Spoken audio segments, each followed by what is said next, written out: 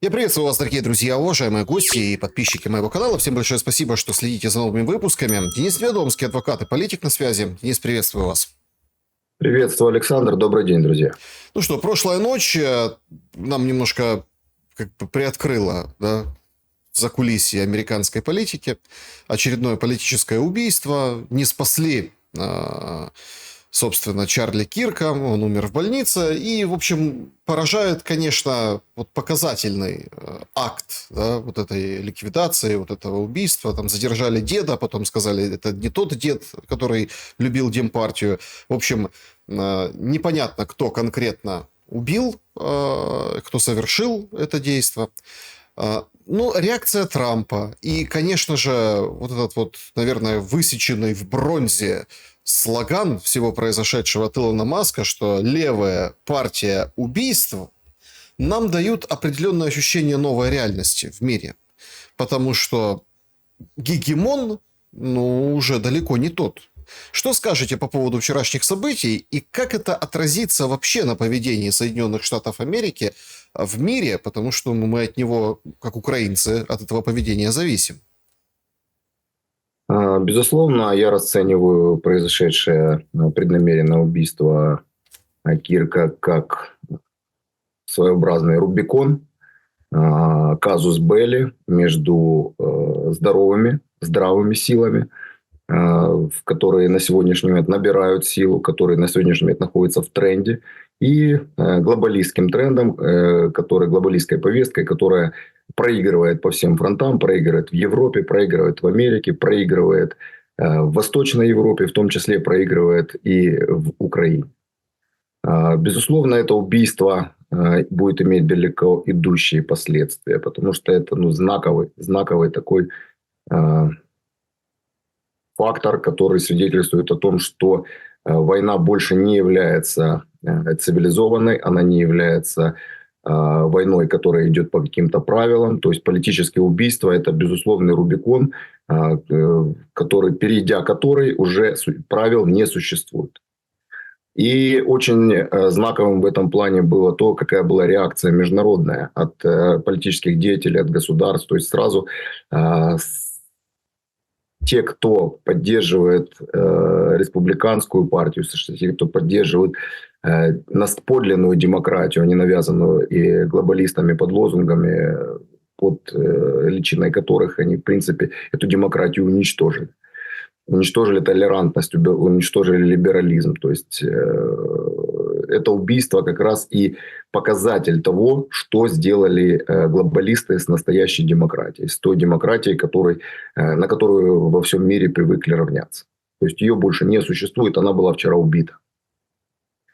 Поэтому здесь очень важно определиться, с кем являешься ты.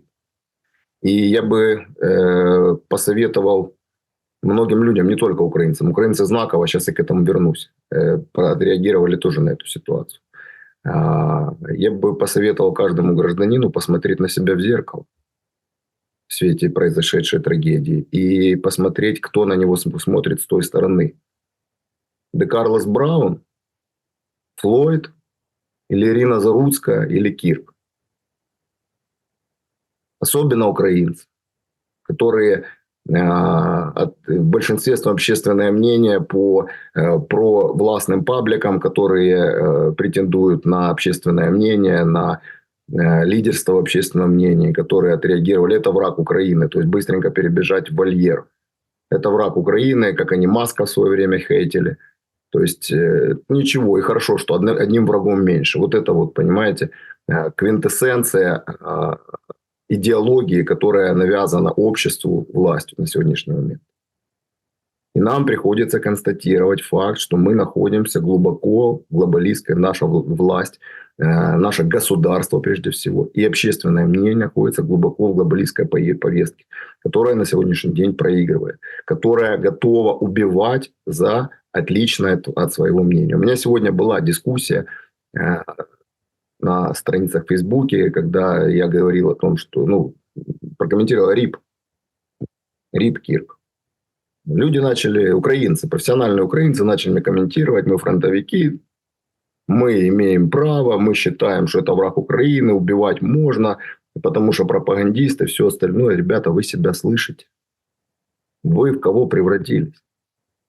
Да, есть, очень удачно сказал Арестович, это его, ну, от него я услышал ту первую фразу, она действительно отражает глубину трагедии. Неужели, чтобы быть украинцем, надо перестать быть человеком, профессиональным украинцем? Не по национальности украинца, а вот по той идеологии, которая сейчас навязывается и которая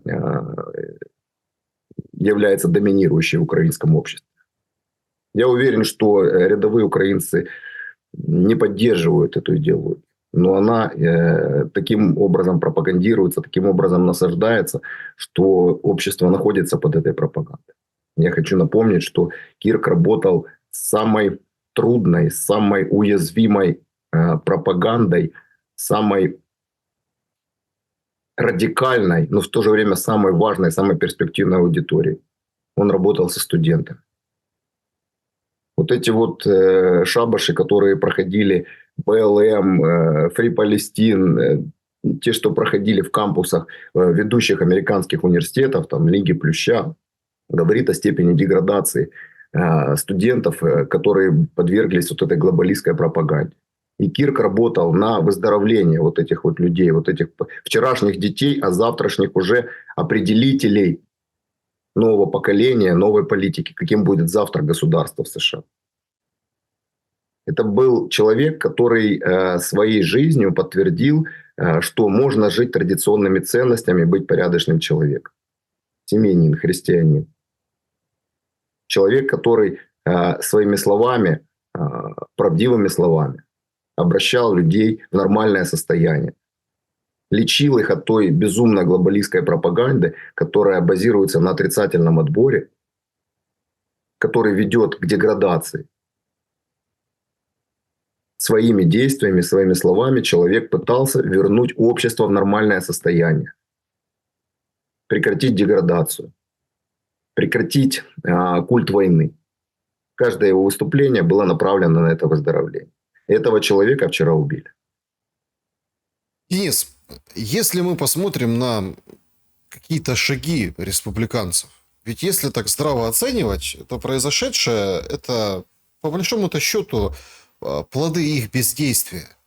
Ну вот Трамп, да, там склоки внутри команды, одни там, даже вот на примере Украины. Есть Кит Келлог, есть Стив Витков, да, то есть понятно, есть там Рубио, есть, скажем так, одни заявления, другие заявления. Вот мы же видим, что Трамп пытается балансировать, но кажется, что он балансирует не там внешнеполитический курс Америки, не ситуацию внутри Америки, а он балансирует между вот этими группами влияний. И, собственно, вина за произошедшее, да, это крайняя мера, безусловно, политическое убийство, но как бы лежит в плоскости его конкретной нерешительности.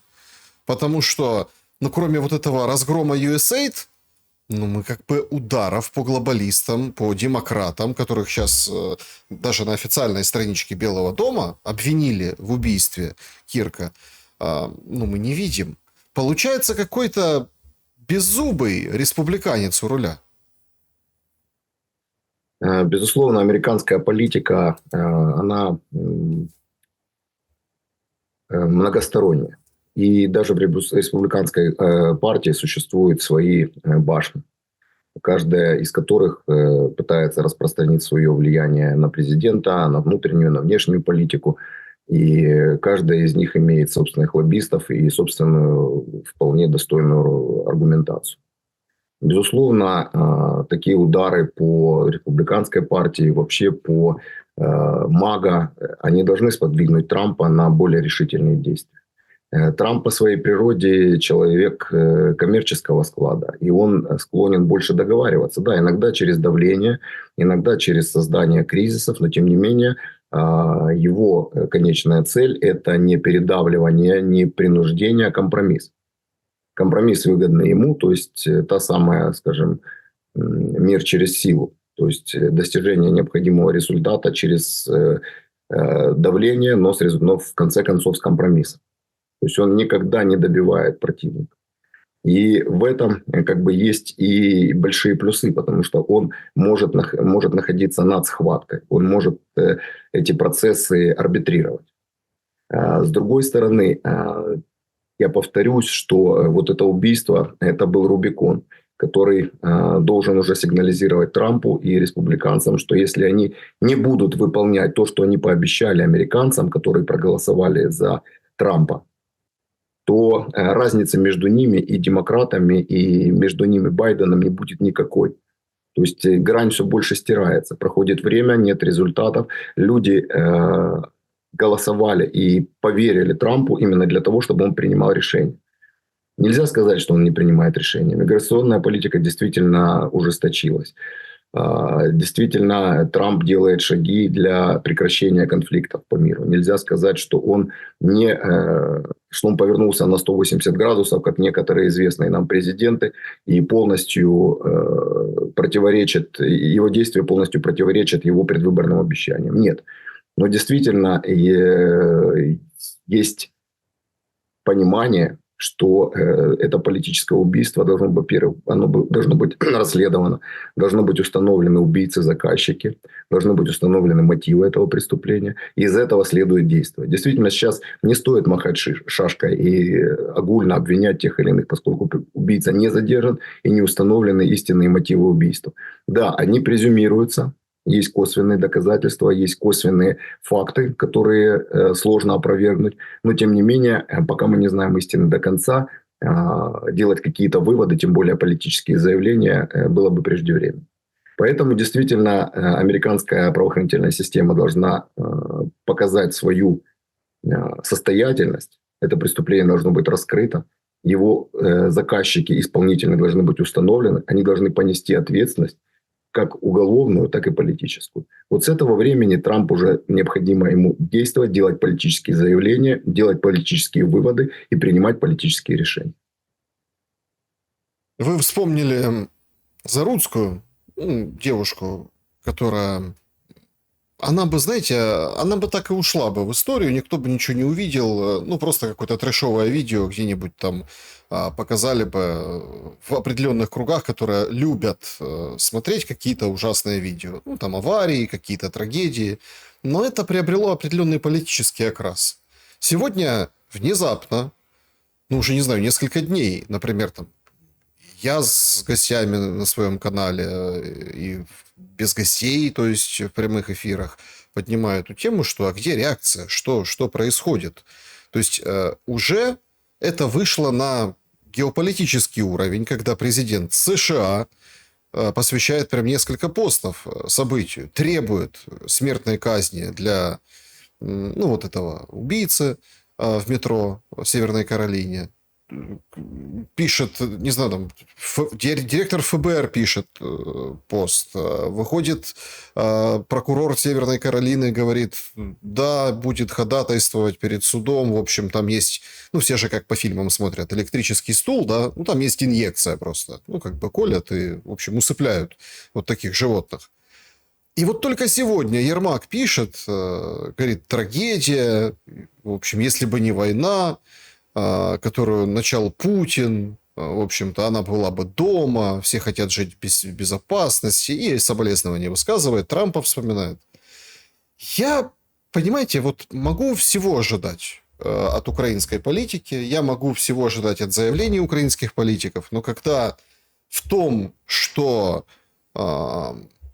темнокожий 14 раз приводящийся в полицию, да, по разным проступкам и преступлениям человек в метро совершает убийство, и в этом тоже Путин виноват.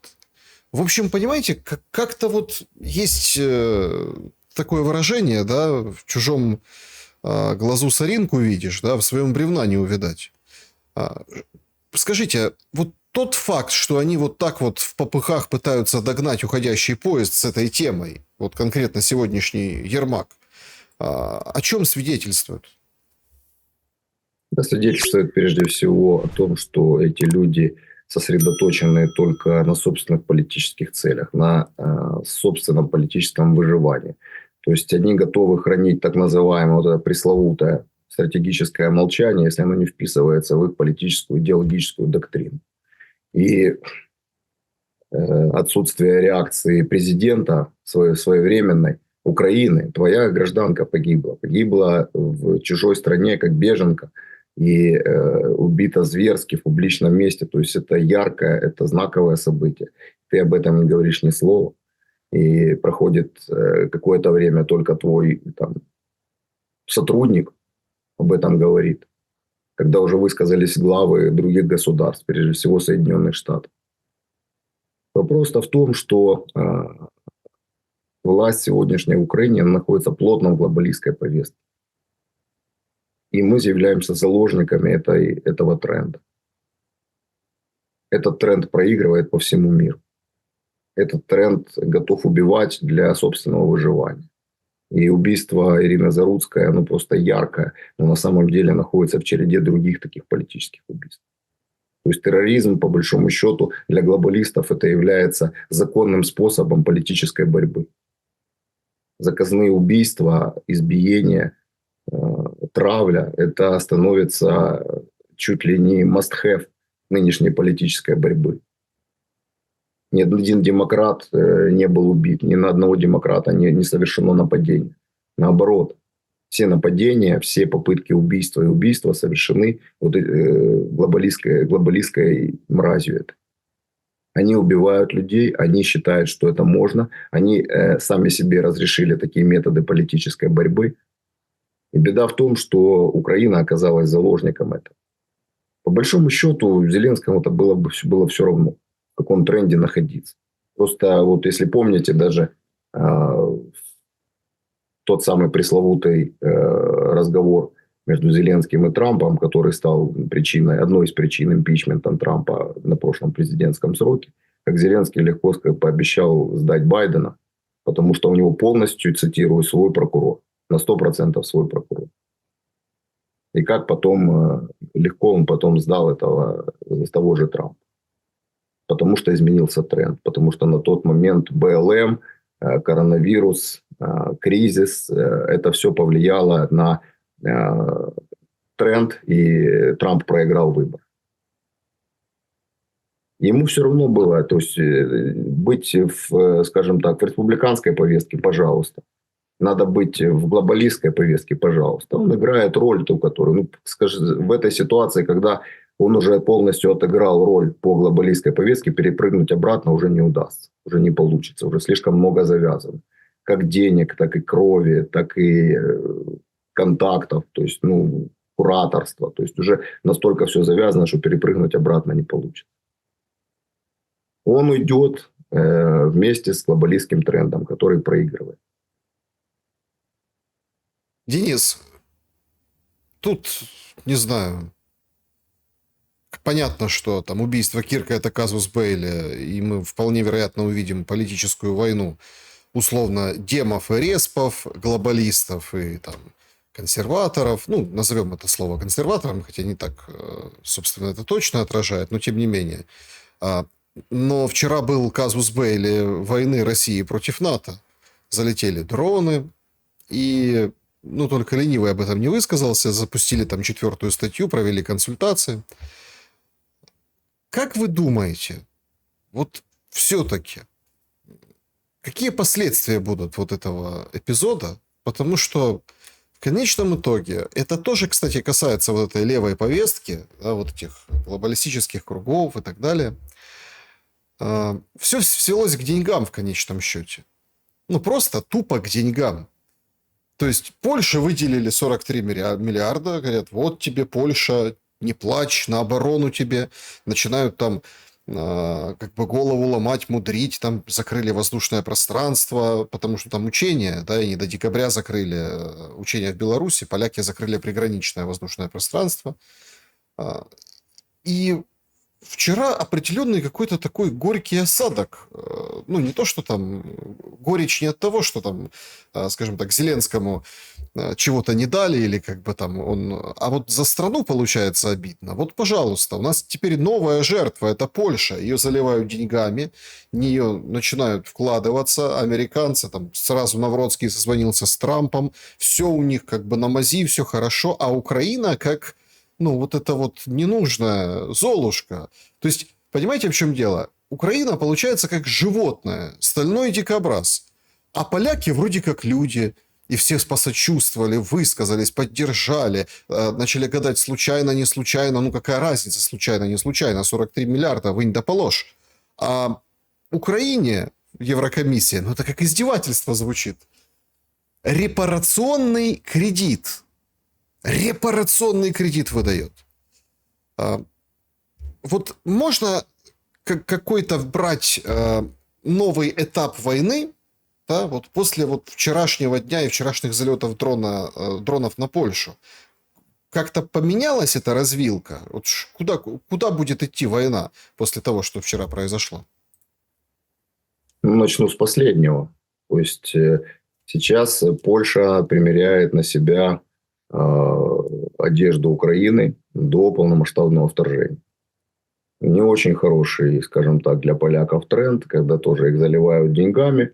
Но по большому счету даже активация четвертой, о пятой уже никто не говорит. О пятом параграфе устава НАТО коллективной обороны. То есть уже там говорят о четвертой начали говорить, о консультациях. Ну, проконсультировались. Очень важное событие. Действительно, на сегодняшний момент это вопрос денег, которыми теперь заливают Польшу. И Польша, те, кто поумнее, должны посмотреть, что на них теперь примеряют одежду стального дикобраза. Потому что один стальной дикобраз уже находится по разваленном состоянии. Сейчас вот будут искать нового стального дикобраза. Я думаю, полякам это сильно не нравится. Или не понравится, когда они эти очертания чуть больше начнут воспринимать. Как юрист я все-таки склонен к тому, что сначала факты, а потом их оценка. То есть необходимо понимать, что это были за дроны и какая их была цель. То есть россияне, когда отправляют дроны на Украину, это ФПВ-дроны, которые несут боевую часть, цель которой бомбардировка. Те дроны, которые залетели на территорию Польши, из, скажем так, общеизвестных фактов, боевой части с собой не несли. То есть очевидно, что имеет место неустановленный факт. Каким образом эти дроны, откуда эти дроны, с какой целью. То есть это могла быть и попытка провокации, и с какой стороны непонятно. Потому что если это были дроны все-таки российские, и они не были отклонены рэп украинским, а целенаправленно залетели на территорию Польши, то это тот самый способ проверить на чувствительность вот эту вот пресловутую 5-ю статью НАТО о коллективной обороне. То есть показать то, что страны, которые туда так сильно стремятся, и то, что стало государственной доктриной Украины, вступление в НАТО, хотя уже четко сказали, чем им надо, что этого не будет. Но, тем не менее, оно у нас содержится в преамбуле Конституции, и общественная, скажем, государственная политика евроатлантическая интеграция. И показать, что на самом деле это не то НАТО, которое было на начало 90-х, на конец 80-х, которое на любую провокацию готова была жестко ответить. Это показатель того, что на самом деле НАТО без США не тот военный блок, который может тягаться с военным блоком, пока еще не оформившимся, но оформляющимся блоком, военным блоком глобального юга. И очень важный момент в том, что Трамп не прокомментировал жестко эту ситуацию.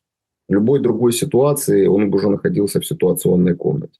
А можно сказать, что он проигнорировал эту тему. То есть надо понимать, что на сегодняшний момент НАТО – это только Соединенные Штаты и страны-сателлиты, которые не готовы выделять деньги на оборону, которые не имеют контингенты, которые могут повлиять на поле боя в глобальном противостоянии. То есть, если Соединенные Штаты не приняли это как вызов, то все остальные страны могут выразить только глубокую озабоченность. И обратите внимание на комментарий Министерства обороны Литвы. То есть, та страна, которая всегда была жестко антироссийской во внешней политике, которая была одним из таких самых ярких тигров военных, чужими руками, правда, но тем не менее. они не уверены, что это были российские дроны. Они не уверены, что это было преднамеренно. То есть в любой другой ситуации они бы уже кричали о том, что да, это все провокация, надо жестко ответить и все остальное. Всю роту надо литовских этих стрелков отправить там воевать с Россией. Они понимают, что война пропагандистская, война политическая – это совершенно не та война, которая уже у них на пороге. То есть гораздо более исследованные оценки. Ваши слова подтверждают и белорусы, которые сразу вышли, сказали: слушайте, да мы нормально и с литовцами, и с поляками по этому вопросу коммуницируем, мы вообще помогаем им, там, передаем данные, там, мы сбиваем. То есть, и тут немножко, знаете, как бы такое прозрение наступает. Как? Поляки с белорусами или там белорусы с литовцами обмениваются на уровне военных, да, информацией и действуют сообща, ну, чтобы нейтрализовать угрозу, да, с неба, которая вот... То есть, понимаете, тут какой момент важный? Тут же нужно понимать, когда я спрашиваю о развилке, Денис, ну тут дальше только два пути. Путь первый, на который рассчитывает Зеленский. Сегодня там очередные гости. Ступ из Финляндии приехал в Киев. Там же тоже, да, идет война, денег нет, 300 миллиардов дыра в бюджете, а мы проводим саммит первых леди и джентльменов. Да, и там красиво все фотографируются. В общем, такое светское мероприятие. Тут два пути. Или пойдут по пути того, что Зеленскому будут давать деньги под видом репарационных кредитов, под любым видом. Просто будут давать деньги, вооружение. Или просто осознают, что война в Украине – это проблема и угроза, которую надо быстро закончить, чтобы не перебросились вот эти огни на их поля. Обратите внимание, что те, кто находятся непосредственно на границах с Россией, с Украиной, они более сдержанно эту ситуацию комментируют, и до них начало доходить, что если продолжать подбрасывать дровишек в этот огонь, то может полыхнуть так, что их самих зацепит. Что купировать войну в Украине, подбрасывая туда в огонь дрова, уже не получится. То есть война по-любому начинает выходить за пределы Украины и будет захватывать их. Им придется самим или вступать в эту войну, или прикладывать усилия для ее прекращения. Те страны, которые находятся подальше, там Франция, Германия, там скандинавские страны, Швеция, та же Дания, там, находящиеся под плотной глобалистской опекой и находясь подальше от фронта, они являются более, скажем, мотивированы в вопросе продолжения войны. Но, учитывая, опять же, антиглобалистский тренд, который набирает силу, учитывая о том, что сколько там осталось правительству, правлению Макрона, сколько там осталось, по большому счету, Мерцу, который умудрился первым из канцлеров добиться того, что ХДС больше не лидер. Всю историю ФРГ ХДС находилась на вершине власти. Критикуют там Путина за то, что он долго у власти, а Меркель сколько у власти находилась. Пускай там процедуры-то разные, но по большому счету все равно один человек у власти. И одна партия у власти. А Мерц со своей политикой, он добился того, он пришел как правый. То есть, по большому счету, это правая партия. А он что сделал? Он объединился с социал-демократами и стал более левым, чем социал-демократы. Ну, как Зеленский. Ну, один в один. А потому что либерализм современный, он построен исключительно на лжи, на обмане людей. Потому что давно тех ценностей, о которых они говорят, не существует. Они сами приложили очень мощно свою руку для того, чтобы уничтожить это. Для того, чтобы их лозунги были просто словами, под которыми скрываются совершенно другие вещи, противоположные. И вот эти вот лидеры, они на самом деле теряют власть, теряют поддержку. И Евросоюз уже дошел до того, что отменяют выборы, отменяют, не дают возможность политическим лидерам баллотироваться, как с Ле Пен. То есть это, во что превращается вообще Европейский Союз? В Америке за мнение начинают убивать. Безусловно, тот тренд, который задан республиканцами, консерваторами, он победит. Вопрос, какими усилиями приведет это к мирному переходу власти, либо это ознаменуется Третьей мировой войной. 100 лет назад мы переживали то же самое. Ну, мы помним, подождите, мы помним, чем закончилось. Закончилось очень плохо.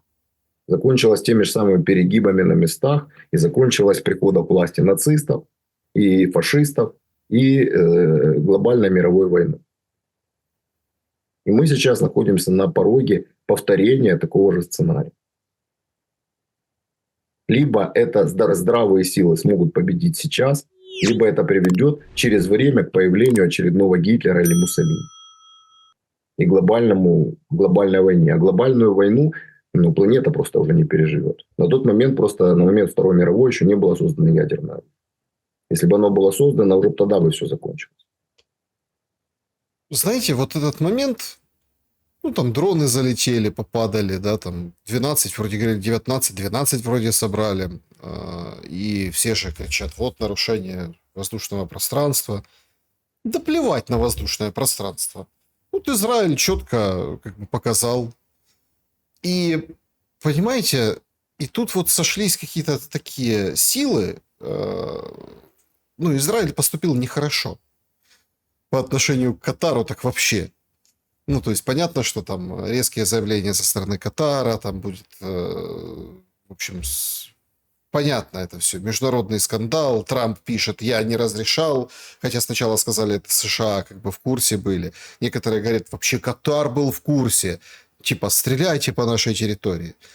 А суть-то, смотрите, вот почему это так важно для тех людей, которые ждут переговоров по Украине, ждут там, или всерьез обсуждали на прошлой неделе, а там поедет ли Зеленский в Москву, или поедет ли Путин в Киев, или какая-то 7 точек на планете, о которых писал Сибига. То есть вы понимаете, да? Хамасовцы ехали на переговоры. Переговоры. По какому поводу они с арабами говорили? И вообще смысл, тема переговоров? Да все та же. Обмен заложниками, чтобы прекратить войну на территории Газа. Мы имеем очень интересное такое видение происходящего. С одной стороны, Цахал гонит людей из Газы, которые как животные уже бросаются на эту бутылку с водой или мешочек с мукой. Эти видео разлетаются по миру и, это прям как в каких-то фильмах, да, фильмах ужаса, да, куча народу, там, несколько тысяч человек, они бегут в этот автопоезд или там набрасываются на спущенный из парашютика гуманитарный груз. Там беда. И они ехали как-то договариваться, да. В ответ произошел удар по третьей стороне, Катар, он же посредник. То есть, еще раз, приехала делегация, они же приехали, они правда там, они зачем-то приехали, хотели договариваться. Значит, им Катар должен предоставить какую-то безопасность, да, чтобы они там могли говорить, могли приехать еще раз, могли там этот процесс вести. А потом, после 2 суток или там что-то около этого, Нетаньяху выходит и добавляет, говорит, вы укрываете преступников. В Катаре вообще обалдели. В смысле укрываете преступников? Мы помогаем разрулить ситуацию на Ближнем Востоке, предоставляем площадку, условия, чтобы все было нормально. Вы бомбите делегацию, а потом говорите, вы прячете преступников. И получается, что плевать уже на воздушные границы, наземные границы. И вот элемент, ведь как, да, вот у всех всегда есть надежда на переговорах. Даже этот Стамбул, который мы с вами комментировали, который в мае начался, да, и вот это вот, в принципе, ничем и не закончился за все лето. Это тоже элемент надежды. Это тоже какой-то, все равно объективно, политический, дипломатический шаг, чтобы закончить что-то или хотя бы найти какие-то точки. Для чего точки? Чтобы закончить когда-нибудь. А так получается... и не надо ничего заканчивать. Разбомбим делегацию. Я вот сижу и думаю, а когда в российско-украинском противостоянии до этого дойдет? Когда будут бомбить переговорщиков? Что вы думаете по поводу прецедента, который Израиль, это прям как, я не знаю, как ящик Пандоры открыл? Ну, если помните, первым по территории Катара нанес удар Иран, по американской базе, расположенной на территории Катара.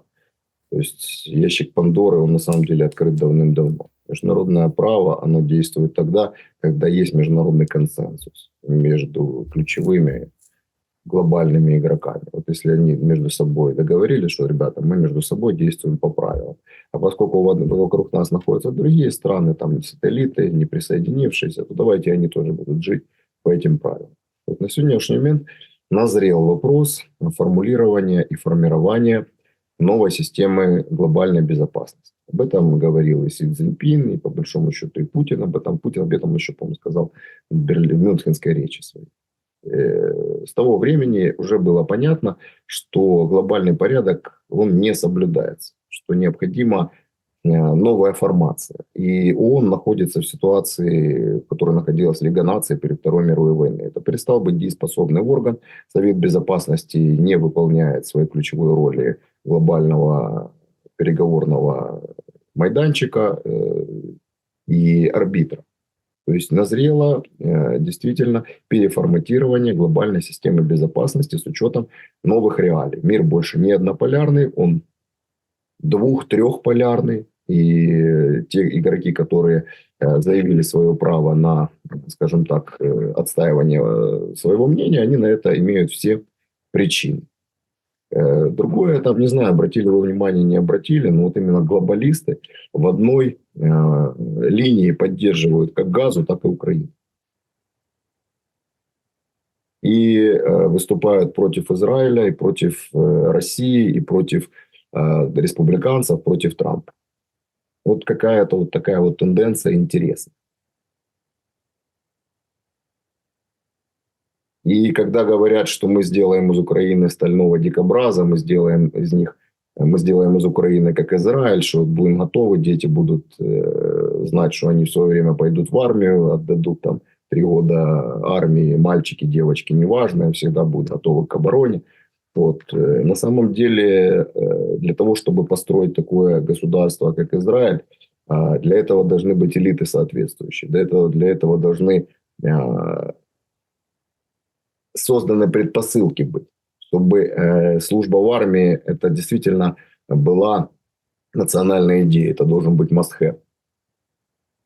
А у нас Украину с ее отсутствием демократии, отсутствием, скажем так, внятного цивилизационного пути превращается в Газу. То есть максимально милитаризованная территория, в котором с детства учат к ненависти, учат, подготавливают к войне. Давайте, ребята, определимся, куда мы идем. А то мы называем цель одну, а движемся в совершенно противоположную сторону. Ну, так это, в принципе, и выглядит, потому что отдельные вменяемые там политики европейские говорили, подождите, ну какие, прости господи, эти европейские мечты, да, влажные. Не надо этого всего. Вы там отпустите оппозицию, снимите санкции, выпустите мужчин, вы как бы вот... Давайте в этом ключе. Я хотел бы продолжить вопросом ТЦК. Один из нардепов, там, Федиенко, часто там комментирует эту тему, и там темы какие-то там околовоенные, говорит, слушайте, надо поднять зарплату ТЦКшникам.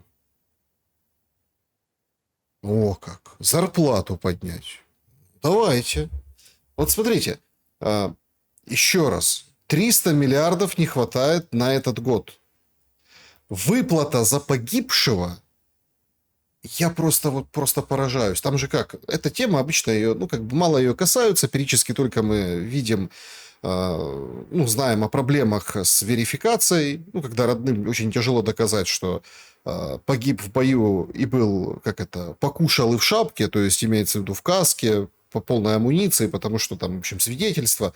Но это очень такая тема, знаете, и некоторые родственники борются за эти 15 миллионов гривен за убитого своего родственника на передовой. А сейчас это растянули на 80 месяцев. То есть там 3 миллиона тебе дадут сейчас, а 12 будут 80 месяцев выплачивать. И подают это как невиданную перемогу о том, что, смотрите, стабильность, устойчивость системы все будут получать, не переживайте, родные убитых. А мы говорим о деньгах, и суть этого не в красивых слайдах, а в том, что денег нет. Денег нет. Выплатить нет денег за убитого военного. А мы давайте как бы рассматривать деньги, чтобы больше получали ТЦКшники, а то правда у них такие риски, ну, быть коррумпированными. И плюс еще давайте им разрешим печатать повестки самим по областям и отправлять почтой, и типа ты отправил, это считается, что ты уже получил. Полиция полностью в подчинении ТЦК, зарплатку подымем. В общем, слушайте, вырисовывается такая нехилая прослойка в обществе. А как бы на чем она паразитирует? Откуда деньги сосет? За чей счет банкет?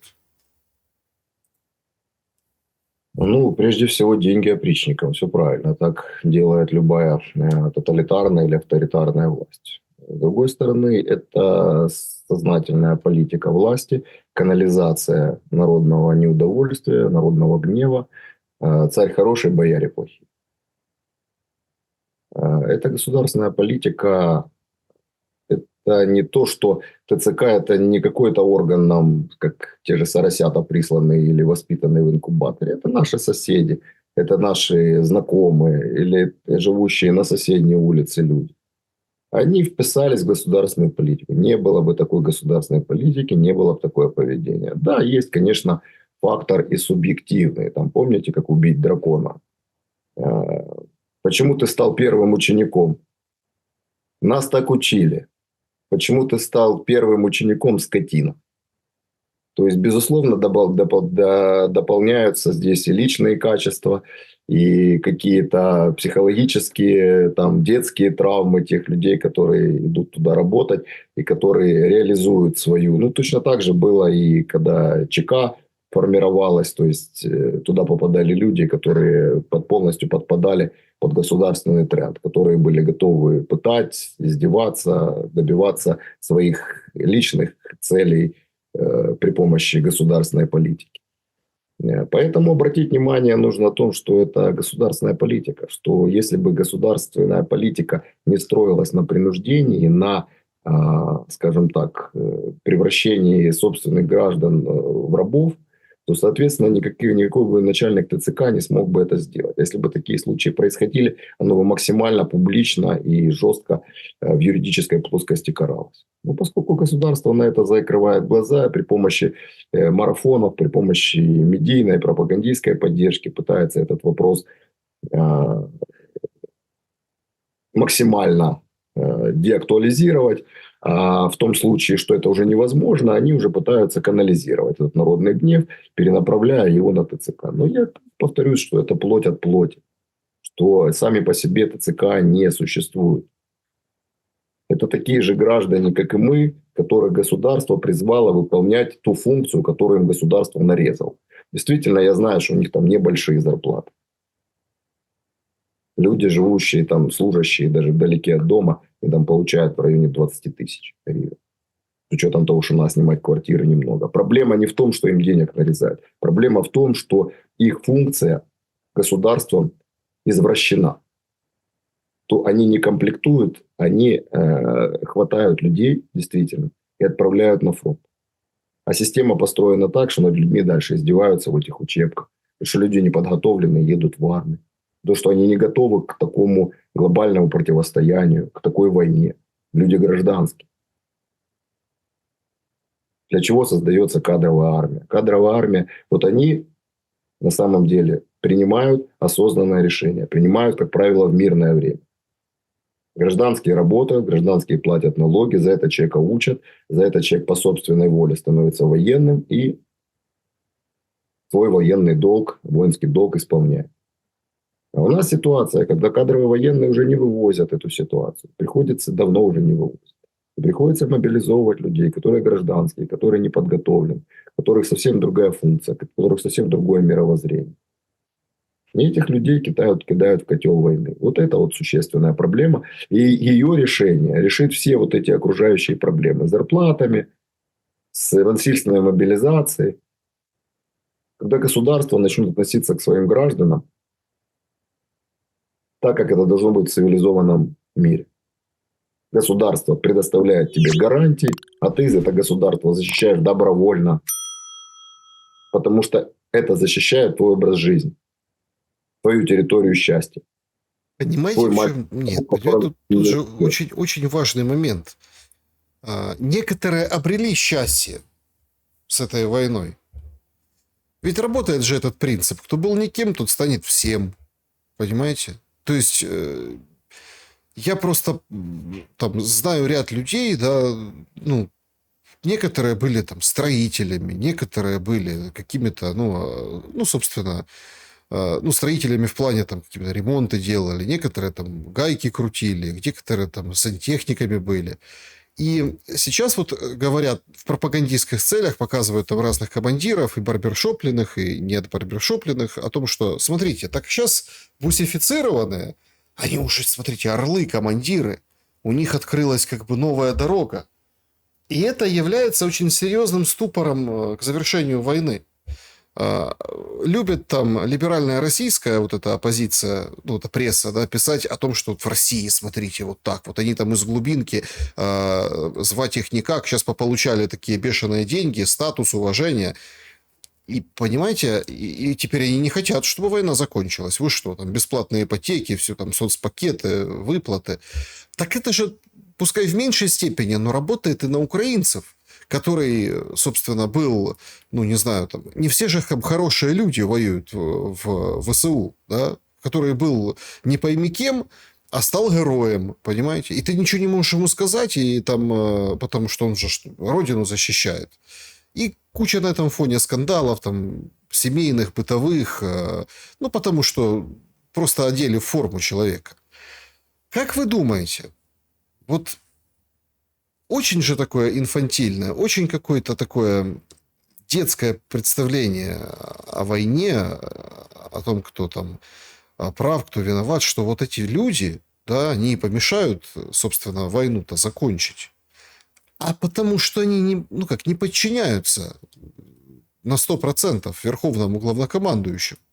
Верховному, который вот, завтра скажет не стрелять. Ну, а потом, мы же помним, как в начале президентства приезжал там, в Луганскую, кажется, область, и говорит, я ж не лох, я сказал оружие сдать, вот это все. И мы увидим вот нечто подобное. Как вам кажется, не поздно ли заканчивать войну? Ну, заканчивать войну никогда не поздно.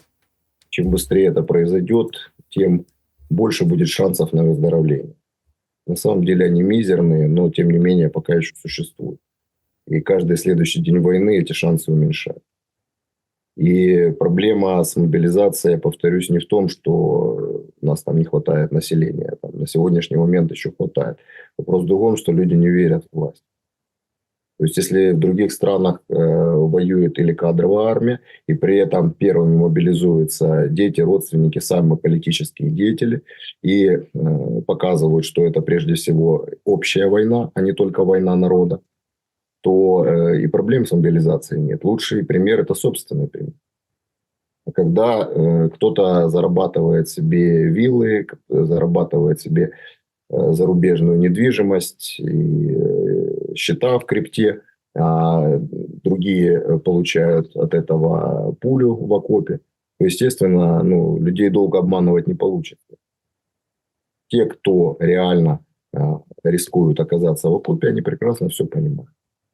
Что рядом нету сына депутата, что рядом нету самого чиновника. То на войну идут не те, кто лучше владеет оружием и кто в этом государстве чувствует себя уверенно и свободно и зажиточно, а те, у кого как раз этого всего нет, которые всего этого лишены, которого отправляют туда в приказном принудительном порядке. Еще один вопрос нашей сегодняшней встречи. Очень хотелось бы узнать ваше мнение. Мы привыкли уже, это горько признавать, но мы привыкли, что если, собственно, есть политическая целесообразность, то, ну, там, Конституция, там, конституционные суды, какие-то там процедуры, какие-то вот эти, все очень формально и по-быстрому, и, в общем, главное принять решение. В Пекине еще Путин говорил и там как бы рассуждал на тему референдума. Многие, конечно, высказались о том, что какой референдум, вы что, там по законодательству не положено, там референдум об отделении частей там, территории и так далее. Но другие же высказываются, что, ребята, вот надо все равно, как ни крути, людей спросить и поступить, как люди скажут. Пускай это будет не референдум прямого действия, имеется в виду, ну вот, когда по процедуре, там, подготовка, агитация, этого не будет, понятное дело. Но хотя бы консультационный референдум, хотя бы вот каким-то образом, чтобы, ну, на что-то опереться. Не социология, которая там на коленке делается, не какие-то там непонятные ломы, которые формируют общество, а вот конкретно. И конкретно получить ответ. Там, чем ниже статус этого референдума, тем можно проще и конкретнее задать вопросы. Условно, там, за продолжение войны или нет. Заморозить по линии и только так, или есть варианты, чтобы, например, там, отойти за пределы Донецкой области, например. Да? Или там, вы за то, чтобы отошли за пределы Донецкой области, или там Херсона, Запорожье, например. Да? И пускай люди отвечают. И уже на базе этого вот что-то делать дальше. Кажется, что это как бы, ну, пора.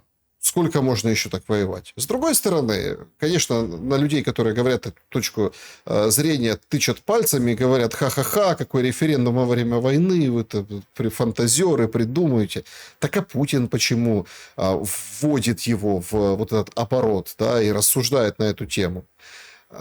Как опытнейший юрист, скажите, инструмент под названием референдум, он хоть как-то может помочь, ну, если не остановить войну, останавливать войну будут по-другому, понятно, но хотя бы сделать мир прочнее? Консультационный референдум называется плебисцит. Мы не находимся в правовом поле для того, чтобы давать юридических оценок и юридических прогнозов. Проведение плебисцита во власти, которая уже зацементировала себя как вечную в своем собственном восприятии, мнение народа будет использовано тогда, когда это будет выгодно самой власти.